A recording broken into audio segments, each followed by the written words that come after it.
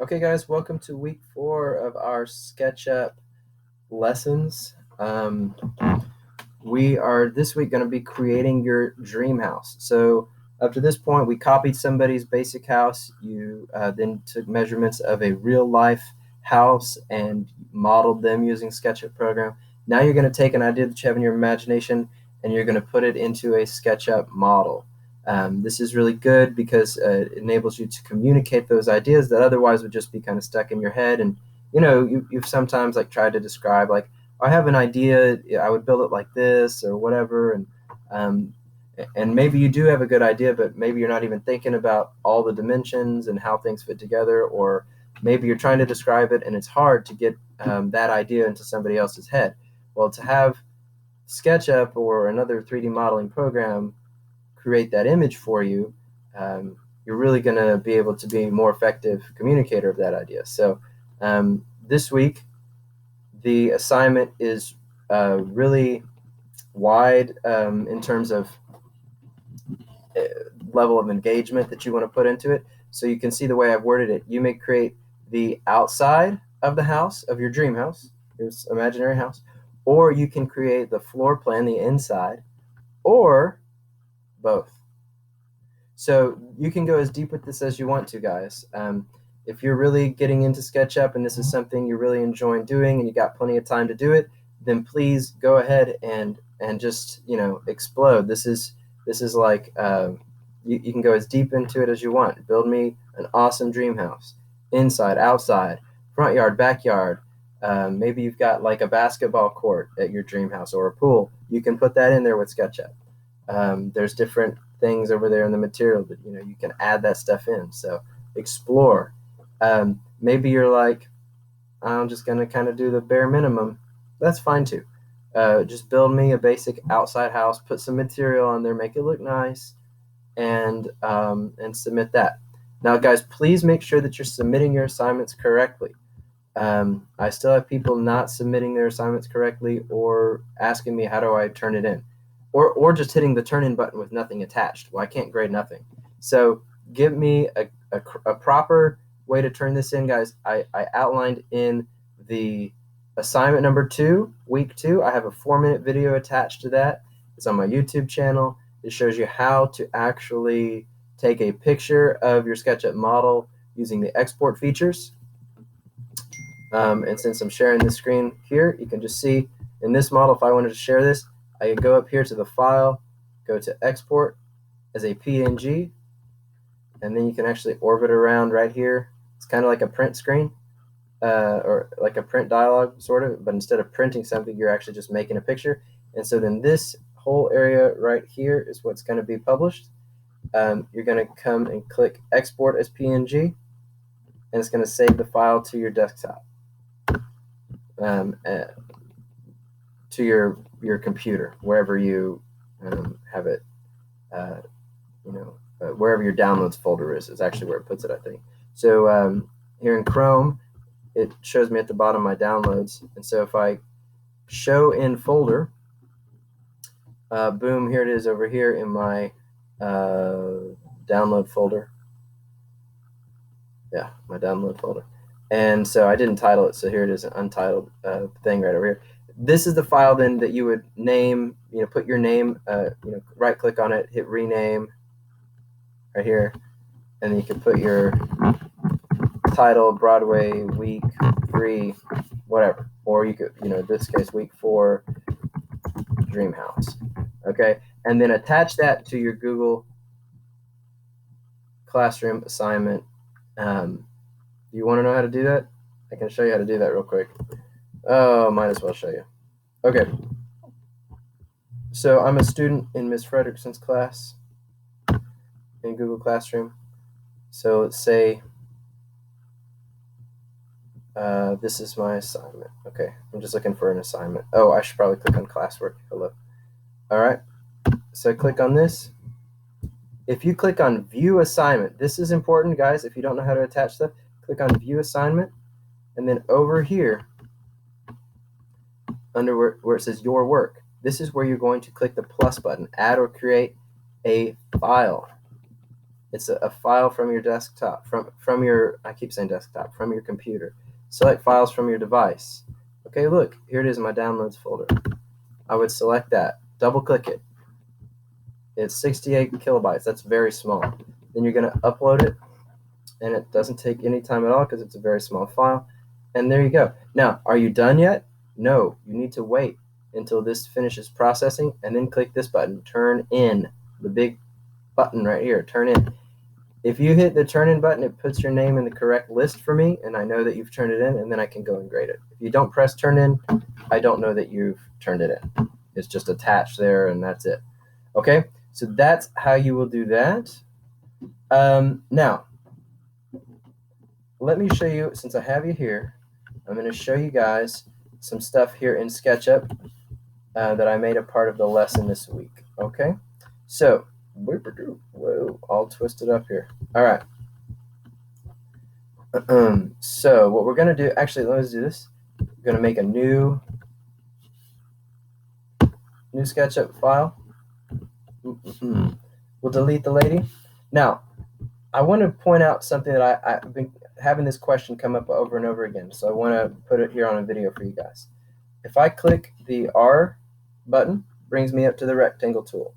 I'm going to select the origin point, or it doesn't matter where you start your rectangle, but you're going to start by making a floor plan for the room that you're trying to model. Well, let's just say you want to start with this bedroom. It's a 12-foot by 12-foot bedroom. What you need to do, guys, is make a single click. So I made a single click on the origin. Then you release that button. Don't hold it down. We're not dragging anything in SketchUp, like ever, unless you're trying to move something that already exists. If you're creating a new element, you're going to do a single click and then move your mouse in that direction. And at this point, you can start typing in the dimensions you want. So I'm going to type in 12 feet. If you type in feet, it has to have an apostrophe. The apostrophe is the button just to the left of the enter key. Okay. Then you're going to type in 12 feet. You need to put a comma and then the other dimension, whatever it is, 12 feet. So a rectangle has two sides, or it has four sides, right? But two sides that are equal length, and then the other two sides that are equal length. So 12 by 12. You can make it 12 by 10. Doesn't matter what you make it. Oh. Okay, what's the problem here? Why is it so skinny? It's because I put down here in the dimension box 12 feet and 10 inches. All right, so don't do that. So we're going to come back here. Okay, again, I've got my rectangle tool selected. Click the origin button one time, then move it in the direction you want the rectangle to be. Type in your dimensions, 12 feet, comma, 10 feet. Don't forget that apostrophe. If you don't put in the apostrophe, it thinks you mean inches. So you want 12 feet by 10 feet in this case. Then press the enter button. When you press that enter button, it's going to show up correctly now. Okay. So here we go.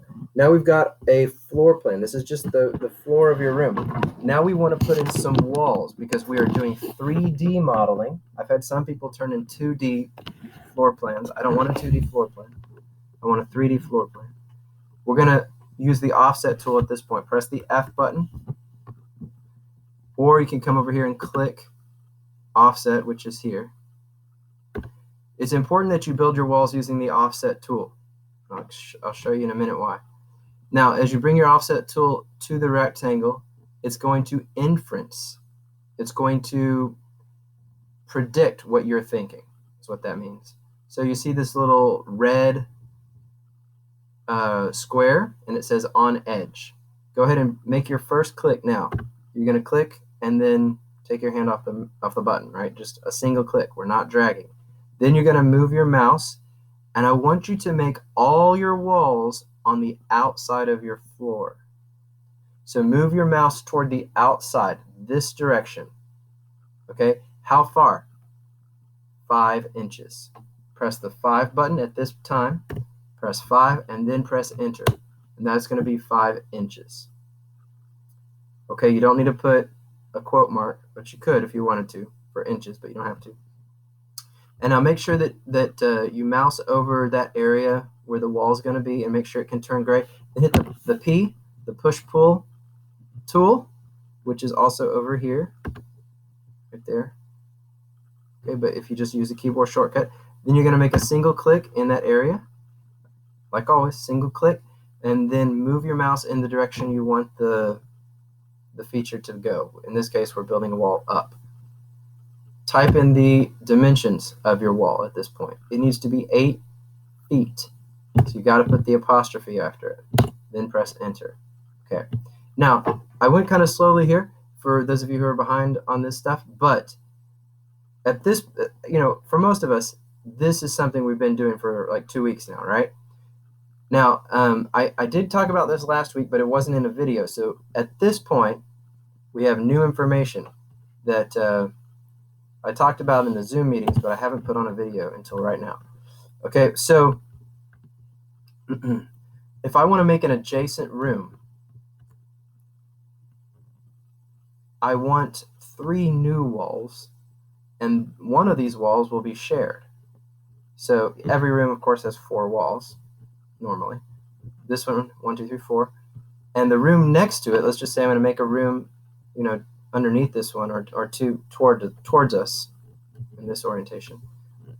And the floor is going to be here, and then I'm going to raise up walls, but I don't need to raise up 4 new walls because this wall will be shared between the rooms. There is a way to do that very easily, very cleanly.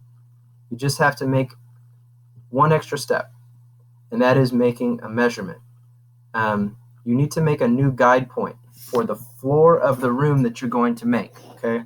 So we're going to select the tool, the tape measure tools, hit T on your keyboard, or come over here and select the tape measure tool.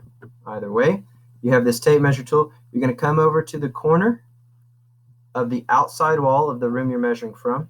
You're going to make one click like normal, and then you're going to move your mouse in the direction you want to measure. In this case, what we're trying to do is we're making a guide point that sort of eliminates the width of the wall that exists. So the width of the wall is 5. So we're going to type in 5 inches and then press enter.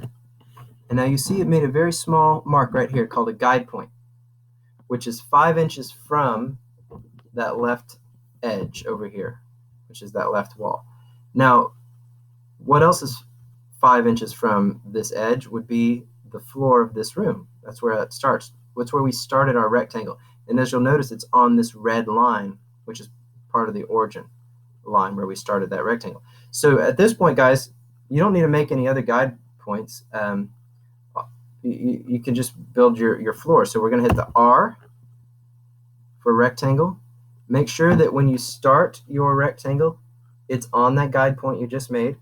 So it's inferencing to that guide point. Now we're going to make our first click and then drag out this direction.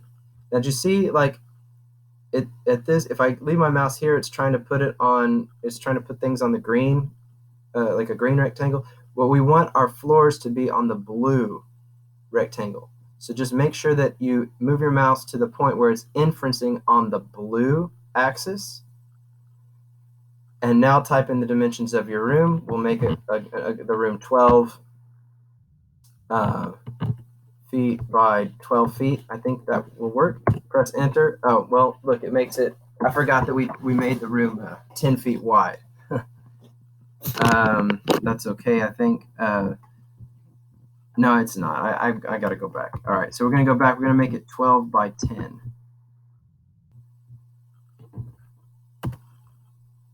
Going to say 12 feet, 10 feet, enter. There we go. All right, so the reason I wanted to do that is because most rooms are lined up like this. You might live in a house, you might be making a dream house where the rooms aren't lined up like that, and it's totally fine. I'm just trying to line everything up for this example. Okay, so the floor of these 2 rooms, they're totally in line with each other. This line right here is in the same plane as this line, and the same over here, okay? And so my walls will line up too, because they're all going to be the same thickness, right? So if I come over to my offset tool, move out this direction, and here's a shortcut. You could type 5 at this point, or you can click right here. You can come up to the wall and say, well, I want this offset to be equal to the edge right here of the other feature that already exists. So you just make your other click there. So you don't have to type anything in. It's a little bit of a shortcut. You can do the same thing when it comes to pulling up the wall. And now here's the cool thing right here, guys. If you hit the P button, go to your push-pull tool, click in this area you want to pull up or push up, whatever. And now we're moving that direction. How many walls do you see? There's 3 walls, the exact 3 walls that we want. So this is how you're going to eliminate the problem of making an extra wall. Now, to make my second click here, I can drag my mouse over to this edge and now make my second click, because it's telling the program, well, I want this thing that I'm pushing up, these 3 new walls, I want it to be the same height as that other feature that I already built, right? And so it will automatically snap it there. Now I want to show you guys one more thing before we go today, and that is the ability to label your rooms with actual words, text. So I've had several people ask how to do this, and 2 people have actually shown me 2 different ways to do it. So I'll show you guys real quick. If you come over to the rectangle tool over here, click it, you'll see down here there's an option for 3D text. Well, if you click 3D text, you can come open this dialog window right here, type in whatever you want the name of it to be. You can actually change stuff if you want to mess around with how to, like what you want your font to look like. Text extrusion is how tall the letters will be in that 3rd dimension. So you can play around with that. The height of your letters is like, let's just say, you had like a B right in here. How tall do you want that to be from the bottom of the letter to the top of the letter? So, it doesn't matter, what you want it to be, as long as it's clearly legible. And then as soon as you press enter, it's going to bring up your letters. And as you can see, mine are kind of like wide, that extrusion. I had it like a little bit higher than default just for fun. And it's automatically going to select your move tool. And so you're moving this around. You can put it on the floor. Look at this, though. You can put it on the wall. You could orbit around. You could put this thing anywhere. I think for the sake of, legibility, it's going to be best if you put it on the floor. And then you could take your picture like from a certain angle, right? Okay, so you can actually move this around as well. I'm not going to get into that now, but you could rotate this over here with the rotate tool. You could also use the move tool to move it around again if you want to play with that. There's one more way to label stuff. Whoops, I accidentally selected the move tool. Okay, there's one more way. And if you click over here on the tape measure tool, you'll see this right here, text. This is not exactly meant for what I'm about to show you. If you click here and then point to a feature, like this face or this edge right here, and you click, it's going to bring up a line with a measurement on it. That measurement is automatically being generated, and it's telling me like that the edge that I pointed to when I made my first click, that is 8 feet. And then if I make my second click, it's going to put the label wherever I make my second click. Well, I'm going to use it differently. So I click on the floor and kind of come over here. It's telling me the area because I selected a rectangle. And so it's going to tell me the total area of that rectangle happens to be 12 times 10 is 120 feet squared. Well, if I make my click, guys, I can change what that says. So instead of saying 120 feet squared, I can delete that and say this is going to be bedroom 2. So you see, then you just click out of it somewhere. Okay. So you can see that instead of, it's just a different way to label it. Instead of having this big text block right here, which is static and fixed in the room, and I'm having trouble orbiting. There we go. See, it's fixed in the room. You see bedroom 2, it moves with the camera. So that's kind of cool. But it does hide behind the wall, so depends on, again, there's more than one way to do things, okay? So hopefully that gives you a clear understanding of what I'm expecting for week 4's assignment. and then a couple little tips and tricks along the way. If y'all have any questions, please email me or send me a Google Classroom message, and I will do my best to help y'all out. Y'all have a great week in quarantine. Bye-bye.